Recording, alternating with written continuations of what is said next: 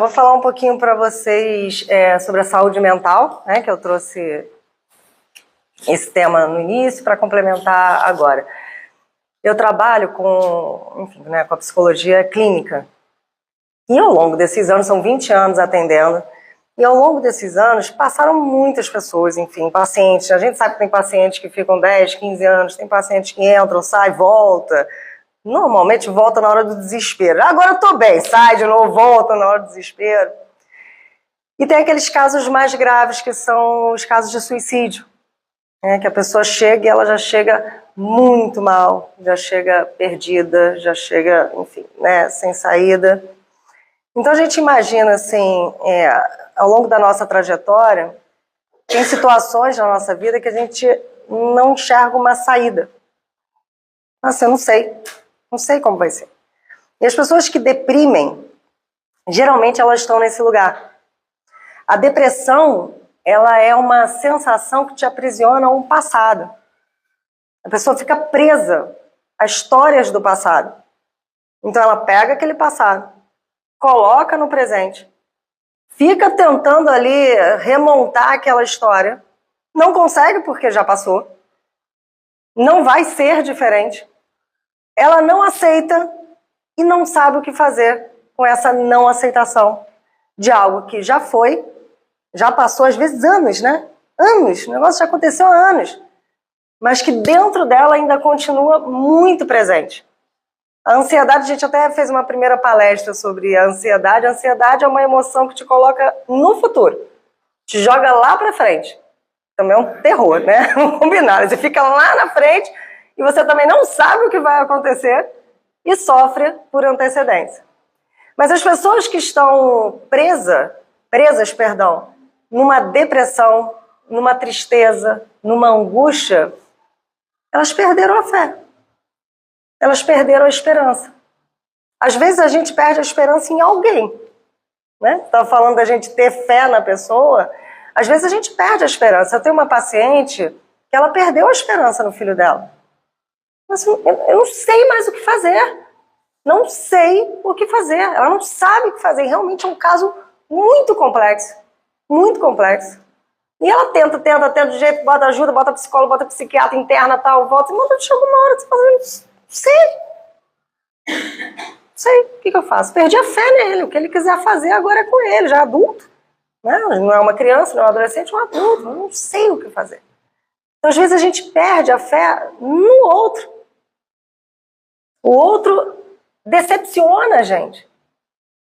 E a gente olha para aquela pessoa e fala assim, ela fez tantas escolhas erradas, foi por caminhos tão difíceis, que chega uma hora que a gente se perde tanto, né? A pessoa se perde tanto, entra em tanta rua errada, que para voltar está tão distante que a gente teme que a pessoa não consiga mais.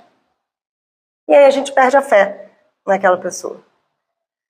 A responsabilidade é do outro. Mas quando é com a gente, quando a gente se perde, quando a pessoa está lá no consultório e ela fala, eu não sei mais o que fazer, eu sempre levanto essa bola, né, essa relação da pessoa com a fé.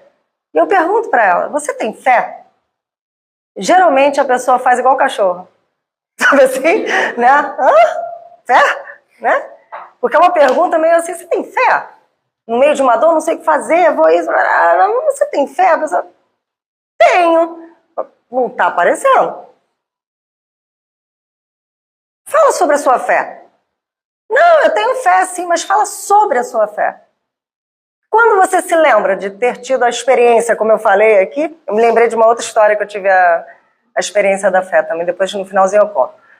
Fala sobre a sua experiência de fé. Quando foi que você teve na sua vida uma confiança que você não, mesmo que você não soubesse o que fazer, que você ia conseguir? E aí a pessoa volta nessas ruas todas que ela fez escolhas difíceis, desafiadoras, que ela está perdida. O cérebro ele vai encontrando um caminho de volta e vai recuperando a confiança. Porque quando a gente visita, né, faz uma visita novamente, alguma experiência muito traumática que a gente viveu e que a gente conseguiu superar, a gente resgata a nossa força. Por isso que é importante. Eu trabalho com a psicologia positiva, com a neurociência e com a terapia cognitiva.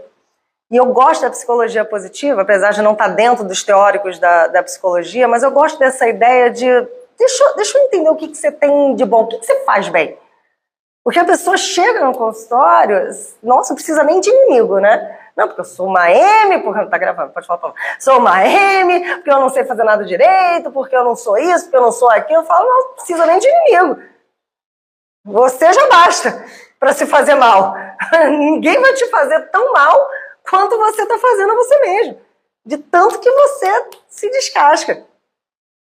E de tanta pessoa repetir sobre aquele mesmo, né, aquele mesmo, como é que fala, aquela persona que ela vai montando, ela acredita que ela é aquilo. E a cada escolha que ela vai fazendo na vida, ela vai fazendo baseada naquilo que ela acredita. E se ela acredita que ela é uma pessoa ruim, que ela não é capaz, que ela não é boa, que ela não é isso, que ela não é saudável, que ela não é nada, as escolhas dela vão estar pautadas nesse lugar, para reforçar aquilo que ela acredita. É assim que funciona. A gente quer provar, né? Assim, vou provar, não sei o quê, né? A gente vai repetindo o padrão. Quando a gente fala sobre a relação com a fé, a gente tem que quebrar tudo isso. E é difícil, gente. Mas é difícil, porque a gente está tão acostumado a se definir, ter definições para poder se sentir seguro. Eu sou assim. A gente não é assim, a gente está sendo assim. A gente pode ser de diversas maneiras. Eu estou, mas não sou. Sou uma definição, né? Não tem como se definir. Porque a gente está eternamente numa grande mudança. O Edmur e o Paulinho, eles têm uma habilidade que eu não tenho, que eu adoraria ter. E eu estou treinando para isso. Que é nomear. É o Heidegger que falou isso, é o Sartre que falou isso. Gente, eu estudo, leio tudo, mas na hora de nomear, eu não sei onde foi que eu li esse negócio.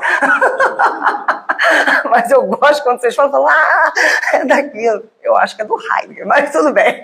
Que é o ser que nunca se define, é Heidegger, né? É, tá bom, viu? Bom, eu acertei. Então o que acontece? A gente se define e define as situações.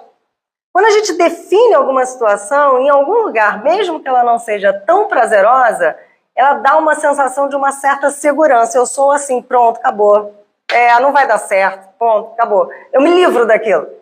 Síndrome de Gabriela. Que isso? Eu nasci assim, eu morri. Gente, eu amo estar aqui com vocês, cada um. É verdade. Então, essa desconstrução que precisa ser feita no consultório, né? Assim, eu estou falando profissionalmente ali com o paciente, ela é muito interessante, porque para a pessoa ter contato com a fé, não é simples assim. Você precisa ter fé. Onde é que compra esse negócio? Né? Como é que faz? Que botão que aperta? Porque a quantidade de pensamentos que a gente tem que vão contra a experiência da fé é enorme. Voltando, quando a gente não tem mais fé numa pessoa, aí ela chega para você e fala assim, não, mas agora eu vou. Você acredita? Você fala assim, agora eu vou mudar. Quem nunca escutou isso? Em relacionamento, muito, né? Não, agora eu vou mudar. Tá bom. Vai mudar sim. Você perde a esperança que aquela pessoa vai mudar. Então, com a gente funciona da mesma maneira. Para que eu possa ter fé e acreditar que eu vou conseguir fazer diferente, que vai funcionar de uma maneira diferente, eu preciso lidar antes com essas desconstruções. Quando vocês pensarem assim, vamos supor assim, se está passando por uma situação e vocês lembrarem dessa palestra, lembrarem do contato com a fé e sentir que está ali difícil, sabe? Poxa, estou com uma dificuldade de entrar em contato com essa sensação. Lembra disso? Quais são os pensamentos que estão indo contra isso? Contra, que me fazem não acreditar. Porque essa desconstrução, ela precisa acontecer primeiro, para eu conseguir dar conta de ter a experiência da fé. E aí, para fechar, voltando na experiência que eu tive de fé, que aí eu me lembrei agora, alguém comentou alguma coisa, eu me lembrei. Meu pai faleceu, eu tinha 16 anos. E eu estava com ele na hora que ele faleceu. Ele estava doente, já uns 8 meses mais ou menos, morava em Florianópolis e eu no Rio. Então eu ia para lá e voltava, ia e voltava.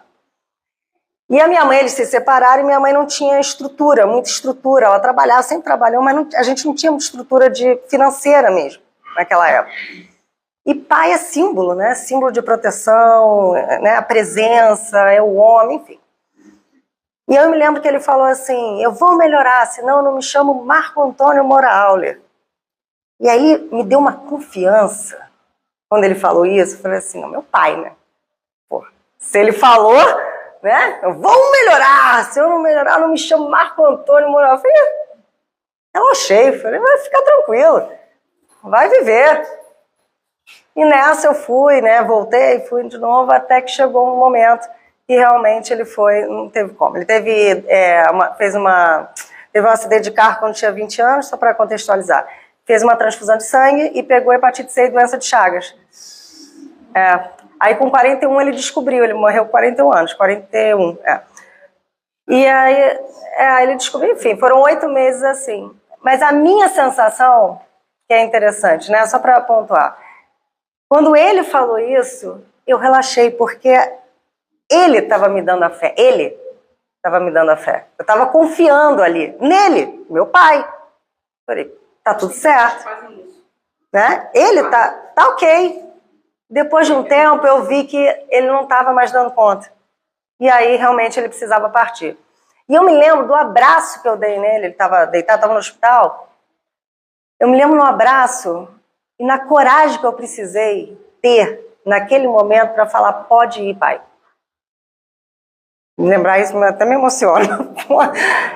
Eu abracei ele, eu falei assim, alguma coisa aconteceu dentro de mim que eu senti, eu falei assim, cara, eu vou dar conta. Eu vou dar conta. Aí eu abracei ele e falei assim, pode ir, pai.